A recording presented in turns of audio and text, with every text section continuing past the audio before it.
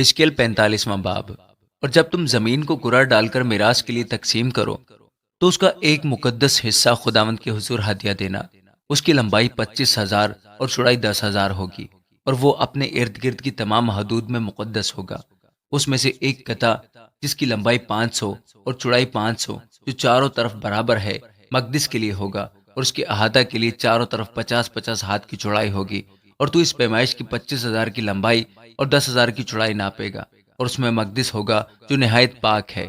زمین کا یہ مقدس حصہ ان کاہنوں کے لیے ہوگا جو مقدس کے خادم ہیں اور جو خداوند کے حضور خدمت کرنے کو آتے ہیں، اور یہ مقام ان کے گھروں کے لیے ہوگا اور مقدس کے لیے پاک جگہ ہوگی، اور 25,000 لمبا اور 10,000 چوڑا بنی لاوی ہیکل کے خادموں کے لیے ہوگا، تاکہ 20 بستیوں کی جگہ ان کی ملکیت ہو۔ اور تم شہر کا حصہ 5,000 چوڑا اور 25,000 لمبا مقدس کے ہدیہ والے حصہ کے پاس مقرر کرنا۔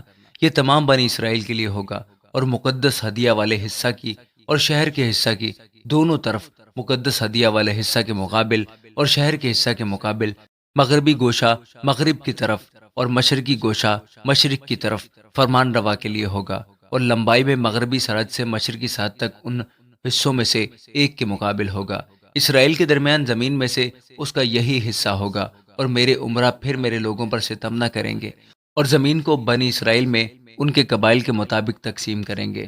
خداوند خدا یوں فرماتا ہے کہ اسرائیل کے عمرہ، تمہارے لیے یہی کافی ہے۔ ظلم اور لوٹ مار کو دور کرو، عدالت و صداقت کو عمل میں لاؤ، اور میرے لوگوں پر سے اپنی زیادتی کو موقوف کرو۔ خداوند خدا فرماتا ہے، اور تم پوری ترازو اور پورا ایفا، پورا بت رکھا کرو۔ ایفا اور بت ایک ہی وزن کا ہو، تاکہ بت میں خمر کا 10واں حصہ ہو اور ایفا بھی خمر کا 10واں حصہ ہو۔ اس کا اندازہ خمر کے مطابق ہو، اور مسکال 20 چیرا کا ہو، اور 20 مسکال، 25 مسکال، 15 مسکال کا تمہارا معنی ہوگا۔ اور ہدیہ جو تم گزرانو گے سو یہ ہے: گیہوں کے خمر سے ایفا کا چھٹا حصہ، اور جو کے خمر سے ایفا کا چھٹا حصہ دینا۔ اور تیل یعنی تیل کے بت کی بابت یہ حکم ہے کہ تم قرمے سے جو 10 بت کا خمر ہے، ایک بت کا 10واں حصہ دینا، کیونکہ خمر میں 10 بت ہے۔ اور غلہ میں سے ہر 200 پیچھے اسرائیل کی سراب چراگاہ کا ایک برہ نظر کی قربانی کے لیے، اور سوختی قربانی کے لیے، اور سلامتی کی قربانی کے لیے، تاکہ ان کے لیے کفارہ ہو۔ خداوند خدا فرماتا ہے، ملک کے سب لوگ اس فرمان روا کے لیے جو اسرائیل میں ہے یہی ہدیہ دیں گے۔ اور فرمان روا سوختی قربانیاں اور نظر کی قربانیاں اور تپاون عیدوں اور نئے چاند کے وقتوں اور سبتوں اور بنی اسرائیل کی تمام مقررہ عیدوں میں دے گا۔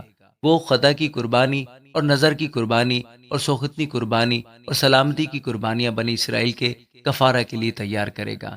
خداوند خدا یوں فرماتا ہے کہ پہلے مہینے کی پہلی تاریخ کو تو ایک بے عیب بچڑا لینا اور مقدس کو پاک کرنا، اور کاہن خطا کی قربانی کے بچڑے کا لہو لے گا، اور اس میں سے کچھ مسکن کے ستونوں پر اور مذبح کی کرسی کے چاروں کونوں پر اور اندرونی صحن کے دروازہ کی چوکھٹوں پر لگائے گا۔ اور تو مہینے کی 7ویں تاریخ کو ہر ایک کے لیے جو خطا کرے اور اس کے لیے بھی جو نادان ہے ایسا ہی کرے گا۔ اسی طرح تم مسکن کا کفارہ دیا کرو گے۔ تم پہلے مہینے کی 14ویں تاریخ کو عید فصح منانا، جو 7 دن کی عید ہے، اور اس میں بے خمیری روٹی کھائی جائے گی۔ اور اسی دن فرمان روا اپنے لیے اور تمام اہل مملکت کے لیے خطا کی قربانی کے واسطے ایک بچڑا تیار کر رکھے گا۔ اور عید کے 7 دن میں وہ ہر روز یعنی 7 دن تک 7 بے عیب بچڑے اور 7 مینڈے مہیا کرے گا، تاکہ خداوند کے حضور سوختنی قربانی ہو۔ اور ہر روز خطا کی قربانی کے لیے ایک بکرا، اور وہ ہر روز بچڑے کے لیے ایک ایفا بھر نظر کی قربانی، اور ہر ایک مینڈے کے لیے ایک ایفا، اور فی ایفا ایک ہین تیل تیار کرے گا۔ 7ویں مہینے کی 15ویں تاریخ کو بھی وہ عید کے لیے جس طرح سے اس نے ان 7 دنوں میں کیا تھا تیاری کرے گا، خطا کی قربانی اور سوختنی قربانی اور نظر کی قربانی اور تیل کے مطابق۔ آمین۔